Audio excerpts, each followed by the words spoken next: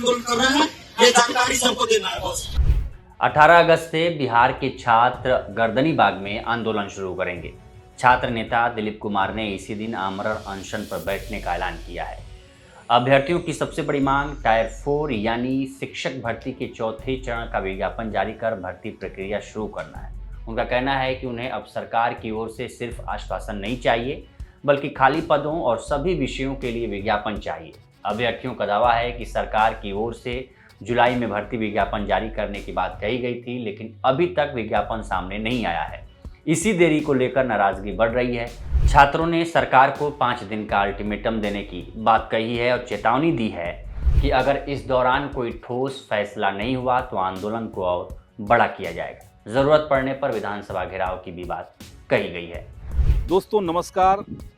2 दिन पहले हमने बीपीएससी 17वीं की जो परीक्षा हुई थी उसमें बड़े पैमाने पर कॉपी जांच के अंदर अनियमितता का, एसओपी पालन नहीं करने का और साजिशन हिंदी माध्यम के छात्रों को बाहर धकेलने की जो सवाल उठाए थे, जो मुद्दे हमने सामने रखे थे, अभी तक सरकार की तरफ से या सामान्य प्रशासन विभाग की तरफ से या आयोग की तरफ से इस सवाल पर कोई स्पष्टीकरण नहीं आया है। सरकार ने अभी तक कोई संज्ञान नहीं लिया है। ये दिखाता है कि युवाओं को लेकर के, उनके भविष्य को लेकर के सरकार कितनी गंभीर है।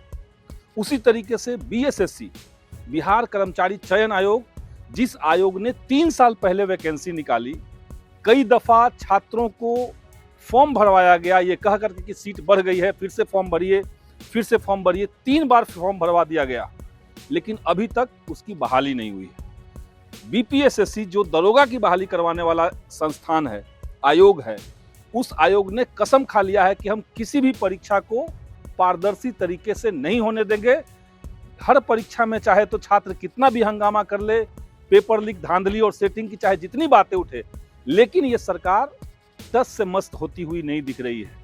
आज जब पूरे देश के अंदर छात्र युवा सड़क पर हैं, अपने भविष्य के लिए, शिक्षा को बेहतर करने के लिए, गुणवत्तापूर्ण शिक्षा के लिए, सम्मानजनक रोजगार के लिए, न्यायपूर्ण बहालियों के लिए जिस तरीके से बिहार के युवा लड़ रहे हैं, देश के युवा लड़ रहे हैं, अब वो समय आ गया है कि बिहार में एक बार फिर से बीपीएससी, बीएसएससी और बीपीएसएससी ऐसे जो आयोग हैं या दूसरे और जो सवाल हैं, इन तमाम मुद्दों को जोड़ करके छात्र युवा फिर से इस सरकार के ऊपर दबाव बनाएं, आंदोलन शुरू करें। छात्र जब हमसे मिलने आ रहे थे तो छात्रों ने कहा कि वो आंदोलन शुरू करने जा रहे हैं।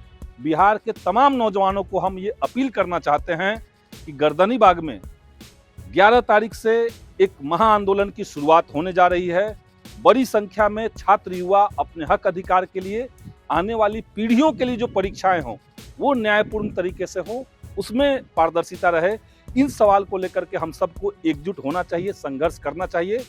तो मैं आप तमाम युवाओं से, बिहार के सभी छात्र नौजवानों से, परीक्षार्थियों से अपील करूंगा कि गर्दनी बाग में चलने वाले जो महा आंदोलन है, धरना है, उसमें भारी संख्या में शांतिपूर्ण तरीके से उसमें सब लोग शामिल हों और इस आंदोलन को सफल बनाएं। सरकार को युवाओं के पक्ष में सोचने के लिए और नीति बनाने के लिए विवश करें। शुक्रिया। इनकलाब जिंदाबाद। टायर 4 का मुद्दा सिर्फ शिक्षक भर्ती तक सीमित नहीं रहने वाला है। छात्र संगठनों ने बीएसएससी की द्वितीय, इंटर स्तरीय और चतुर्थ स्नातक स्तरीय परीक्षाओं की प्रक्रिया तेज करने, बीएसओ परीक्षा की तारीख घोषित करने और लाइब्रेरियन भर्ती से जुड़े मुद्दों को भी आंदोलन में शामिल किया है।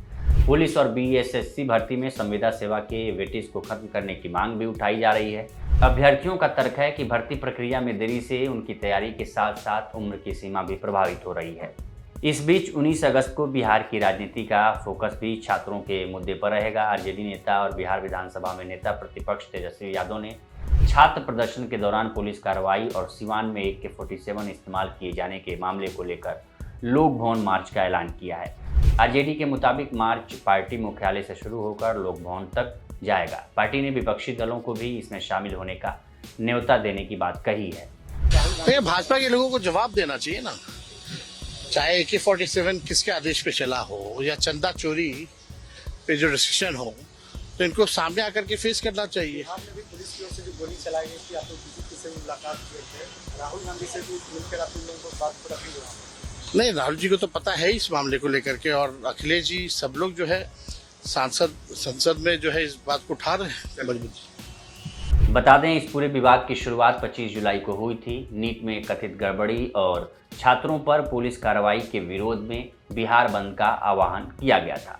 सिवान समेत कई जगह प्रदर्शनकारियों और पुलिस के बीच झड़प हुई। सिवान में सामने आए वीडियो में एक पुलिसकर्मी AK-47 से हवा में फायरिंग करता दिखाई दिया। इसके बाद पुलिस ने संबंधित कांस्टेबल को निलंबित कर दिया और विभागीय कार्रवाई शुरू की।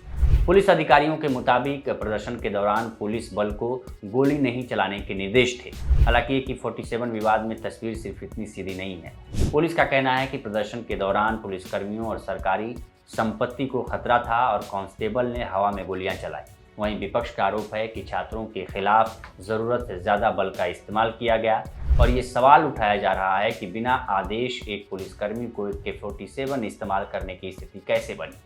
इस घटना के बाद पुलिस कार्रवाई को लेकर जांच और FIR का सिलसिला भी चला है। इंडियन एक्सप्रेस की रिपोर्ट के मुताबिक सिवान में फायरिंग के मामले में 3 अलग अलग FIR दर्ज की गई थी और 3 लोगों के घायल होने की बात सामने आई थी।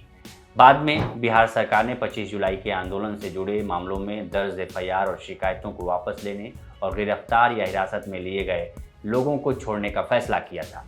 अब तेजस्वी यादव इस पूरे मामले को सिर्फ एक पुलिसकर्मी की गलती मानने के बजाय व्यापक जवाबदेही के सवाल से जुड़ रहे हैं। वह पूछ रहे हैं कि अगर छात्रों पर गोली चलाने का आदेश नहीं था तो AK-47 का इस्तेमाल कैसे हुआ और इसके लिए सिर्फ एक कांस्टेबल पर कार्रवाई पर्याप्त क्यों मानी जाए। तेजस्वी पहले से ही DGP से मुलाकात कर निष्पक्ष जांच और वरिष्ठ अधिकारियों की जवाबदेही की मांग कर चुके हैं।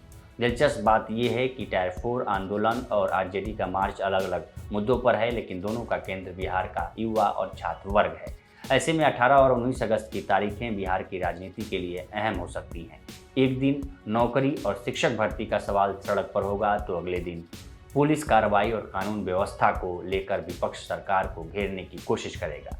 यानी बिहार में छात्र आंदोलन अब सिर्फ नौकरी और परीक्षा तक सीमित नहीं रह गया है। भर्ती में देरी, परीक्षाओं की प्रक्रिया, उम्र और संविदा सेवा का वेटेज जैसे रोजगार से जुड़े सवालों के साथ पुलिस कार्रवाई और प्रशासनिक जवाबदेही के मुद्दे भी जुड़ चुके हैं। ऐसे में आने वाले दिनों में ये देखना अहम होगा कि सरकार टायर 4 अभ्यर्थियों की मांगों पर क्या कदम उठाती है और 19 अगस्त के RJD मार्च को लेकर प्रशासन का क्या रुख रहता है। तो फिलहाल इस रिपोर्ट में इतना ही। इस पर आपकी क्या राय है हमें कमेंट करिए, सेक्शन में जरूर बताइए। देखते रहिए लोकमत। नमस्कार।